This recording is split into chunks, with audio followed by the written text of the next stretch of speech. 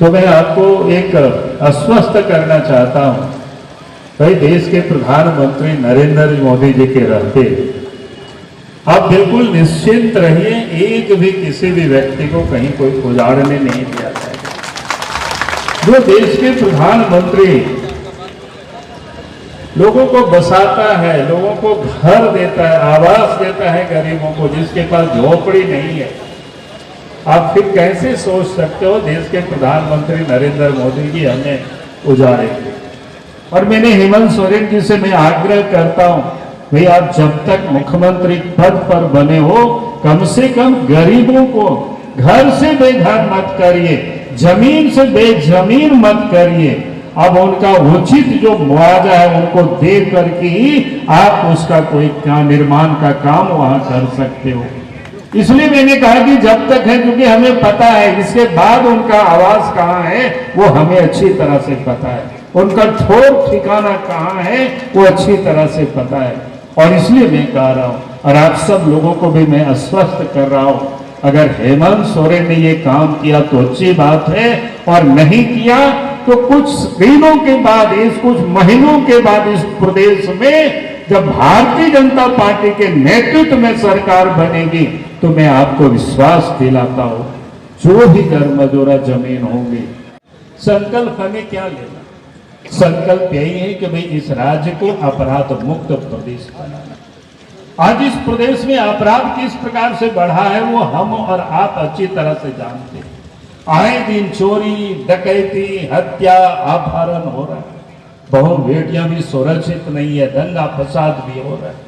सरकारी रिपोर्ट ये कहता है कि ये सब आंकड़े प्रतिदिन 5 की संख्या में हत्या भी हो रही है, चोरी भी हो रही है, डकैती भी हो रही है, बहु बेटियों के साथ दुष्कर्म भी हो रहा है, और दंगे तो प्रत्येक दिन 6 की संख्या में यह दर्ज है। आप सोच सकते हो झारखंड में क्या हो रहा है।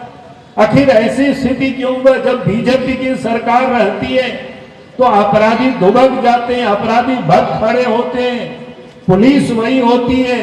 लेकिन जब जेएमएम की सरकार बनती है, कांग्रेस की सरकार बनती है, तो झारखंड में सब परिस्थितियां बदल जाती है। उसका एक ही कारण है कि जिसका काम होता है पुलिस का चोरों को पकड़ना, डकैतों को पकड़ना, अपराधियों को पकड़ना, उनको जेल में डालना, उनको सजा दिलाना, लेकिन हेमंत सोरेन ने राज्य की पुलिस को वसूली में लगा रखा। आज इस प्रदेश के अंदर में पुलिस आपको कहां दिखाई पड़ेंगे? सड़क के किनारे वो बालू की ट्रैक्टर को पकड़ने के लिए मिलेंगे, ट्रक को पकड़ने के लिए नहीं मिलेंगे, क्योंकि ट्रक वाले तो हेमंत सोरेन को पैसा देते हैं, और उस ट्रक से बालू चला जाता है बिहार, चला जाता है यूपी, कोई पूछने वाला नहीं है वहां। उसके लिए तो सब पास फ्री कैसे पार होता है आप सबको अच्छी तरह से पता है। तो इसलिए मैंने आपको कहा कि ये जो पुलिस वालों को वसूली में लगा रखे, सड़क के किनारे वो ट्रैक्टर से आप घर बनाने के लिए बालू लाते हैं तो आपको वो पकड़ते हैं, आपसे पैसा वसूलते हैं। और झारखंड में अपराध इसलिए बढ़ा कि यहाँ जो पुलिस वसूली में लगी, मैं लोगों को बार बार कहता हूँ, अगर इंजीनियर पैसा लेते हैं, सिविल सर्विस के लोग पैसे लेते हैं, तो फिर काम की गुणवत्ता में प्रभाव पड़ता है। यानी बिल्डिंग अच्छी नहीं बनेगी, सड़कें अच्छी नहीं बनेगी।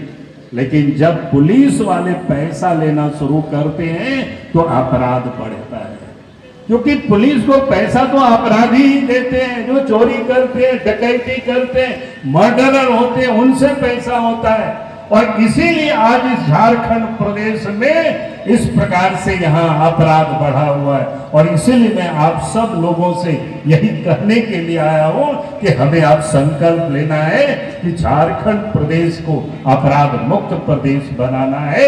यही निवेदन, यही संकल्प लेने के लिए, यही हम सब लोग यहाँ से संकल्प लेकर के जाए, यही मैं आज से अपील करने के लिए आया हूँ। दूसरा जो इस प्रदेश में समस्या है वो क्या है? भ्रष्टाचार। अब इस प्रदेश में आप जहां कहीं भी जाइए, सरकारी ऑफिसों में, चाहे वो जाति प्रमाण पत्र बनाना हो, आय प्रमाण पत्र बनाना हो, आवासीय प्रमाण पत्र बनाना हो, मैं छोटी छोटी बात इसलिए करता हूं क्योंकि आम लोगों की जुड़ाव उसी से होता है। यहां तक कि किसी व्यक्ति की मृत्यु भी हो जाए तो आप पहले तो ऑफिस का चक्कर लगाना पड़ेगा और फिर आप पैसे देंगे तब आपकी सर्टिफिकेट बनेगी। और इतना ही नहीं, अगर आपको राशन कार्ड में किसी का नाम छूट गया है और नाम अगर आपको जोड़ना है, जोड़वाना है उसमें, तो उसमें भी पैसा लगता है कि नहीं लगता है? बताइए, लगो कि नहीं लगो? बोल तो नहीं, कते चक्कर लगो एक नाम जोड़ने में।